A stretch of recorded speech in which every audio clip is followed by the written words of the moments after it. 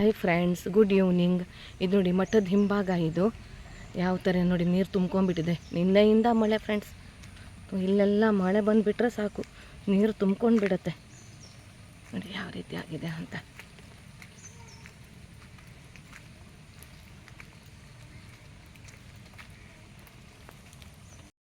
ನೋಡಿ ಫ್ರೆಂಡ್ಸ್, ಮಳೆಗೆ ಯಾವ ರೀತಿ ನೀರು ತುಂಬ್ಕೊಂಡಿದೆ ಅಂತ.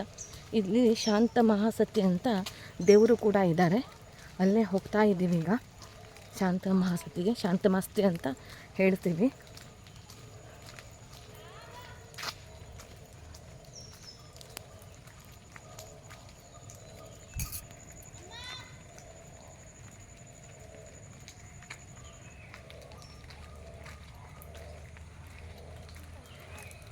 ಇಲ್ಲೆಲ್ಲ ತೋಟ, ಗದ್ದೆ, ಆ ಥರ ಜಾಗ.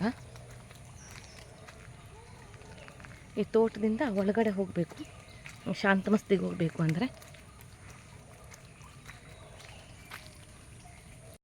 ಇದು ನಮ್ಮ ಅಣ್ಣನ ಮನೆ ನೋಡಿ ಫ್ರೆಂಡ್ಸ್. ಎಲ್ಲ ಇಲ್ಲೆಲ್ಲ ತೋಟನೇ, ಗಿಡಗಳು, ಮರಗಳು ನೋಡಿ.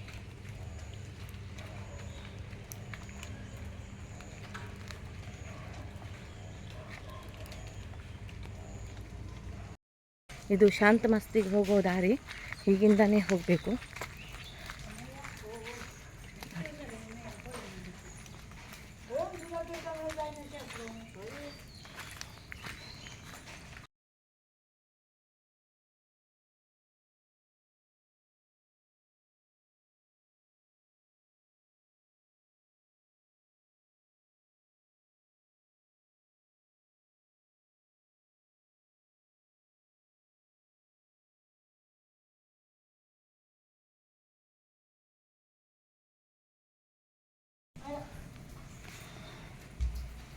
ನಮ್ಮ ಶಾಂತ ಮಸ್ತಿ ನೋಡಿದೆವು ನೋಡಿ ಫ್ರೆಂಡ್ಸ್.